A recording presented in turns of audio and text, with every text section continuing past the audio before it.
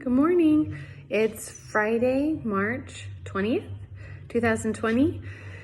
I hope everyone was able to get to school if they wanted to pick up a packet or the 3 books from our book trust.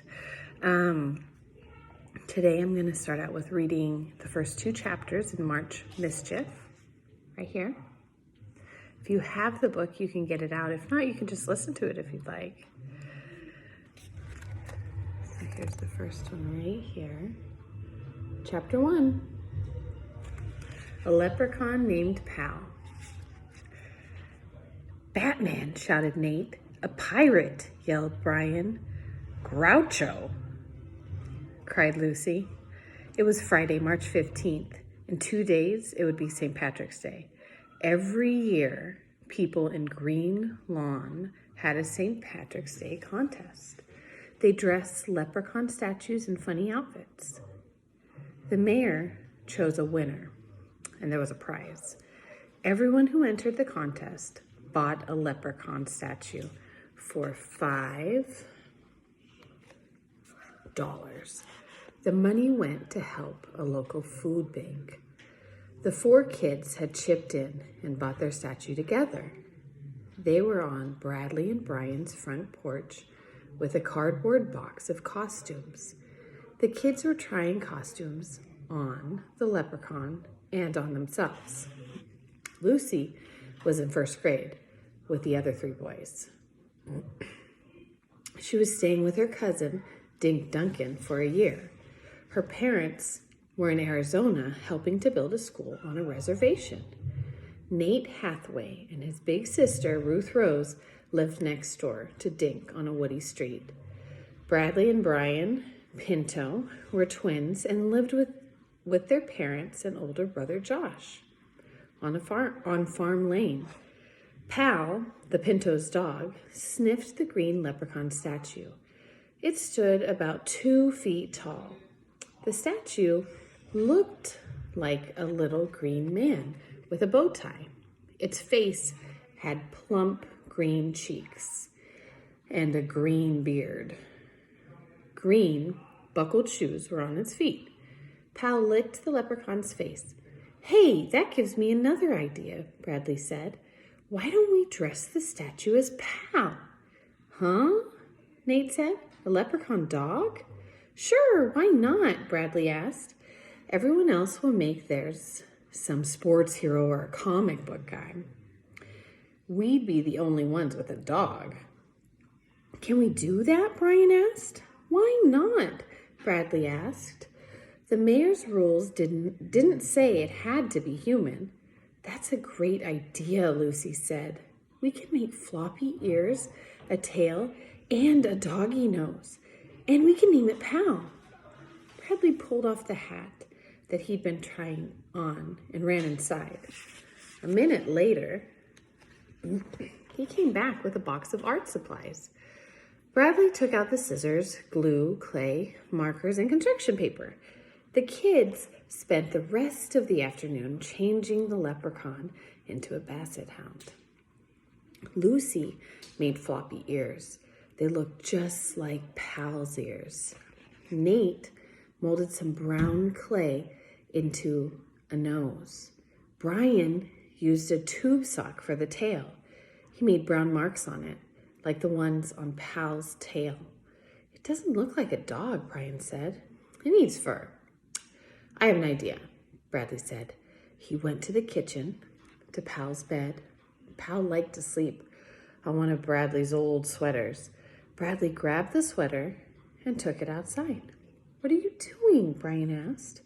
You'll see, Bradley said. He cut the sweater's sleeves off. Then he pulled it over the leprechaun's head. The sweater made the leprechaun look furry, sort of. He looks good, Lucy said. He smells bad, Brian said. Bradley put his nose next to the leprechaun. It's the sweater, he said. Well, if the mayor picks the smelliest statue, we should win, Nate said. Pal barked at the leprechaun. He rubbed his nose against the sweater. Then he curled up near its green feet and went to sleep.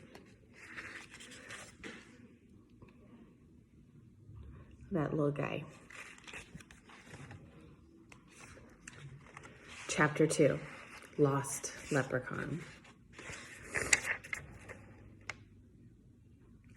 Bradley woke up thirsty the next morning. He knew that there was a carton of orange juice in the fridge. His stomach growled. Maybe he'd find donuts in the kitchen, too. He looked over at his brother's bed. Brian was sound asleep. Bradley slipped out of the room. He tiptoed down the hallway and the stairs so he wouldn't wake his family. The kitchen clock said 7:30.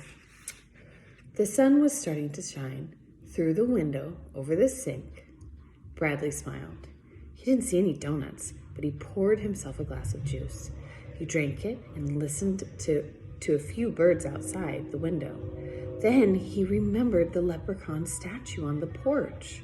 He wanted to check it out again before the contest the next day. Bradley opened the front door. He stepped onto the porch on his bare feet. Then he gasped. The leprechaun was gone. Bradley turned and ran back inside the house. He bumped into Josh in his pajamas. Whoa, slow down. What's the matter, Josh said. The leprechaun's gone, Bradley shouted, just as his parents came into the kitchen. Oh no. What's wrong? His mother asked. Why all the shouting? The leprechaun ran away from home, Josh said, cracking a grin. Bradley raced up the stairs to his room. Get up, Brian, he shouted. He yanked off his pajamas. He started getting dressed. What's all the yelling? Brian asked. One of his eyes peeked out from the bed, under the bed covers. The leprechaun is gone, Bradley said. Brian sat up. His hair was all spiky. What do you mean? He asked. Bri, it's not on the porch where we left it, Bradley said. Someone must have stolen it. Brian yawned. Who'd want a smelly old leprechaun? He asked. Bradley tossed the pillow at his brother. I want it, he said. What happened to that leprechaun?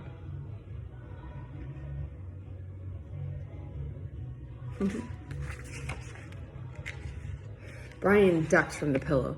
What are you gonna do? He asked. Look for it, Bradley said. He put on his sneakers. And you're going to help.